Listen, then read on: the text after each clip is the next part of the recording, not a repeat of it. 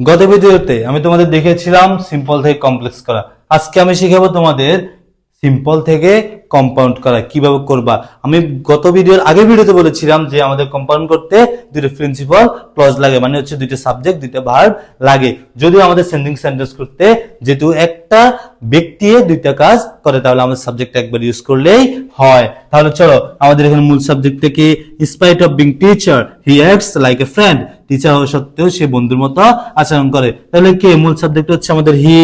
দেখো হি, তারপরে আছে কি spite of being teacher, teacher হওয়া সত্ত্বেও সে কি একজন টিচার।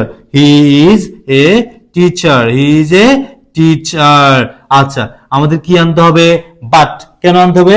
স্পাইট ডিসপাইট থাকলে আমাদের কম্পাউন্ডে আনতে হয় বাট। নিয়ে আসলাম বাট। যেহেতু আমি বলেছিলাম একজন ব্যক্তি দুইটা জিনিস, তাহলে আমাদের সাবজেক্ট দ্বিতীয়বার আনা লাগে না। সো তাহলে আমাদের সাবজেক্টে কি হি, দিয়ে কি আনলাম? He is a teacher. বুঝতে পারছো? তারপরে কি বাট আমাদের কি অ্যাক্টস মানে আচরণ করে, লাইক এ ফ্রেন্ড।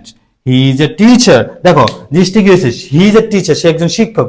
বাট কিন্তু অ্যাক্টস লাইক এ ফ্রেন্ড, সে কিভাবে আচরণ করে? বন্ধুর মতো আচরণ করে। আশা করছি বুঝতে পারছো।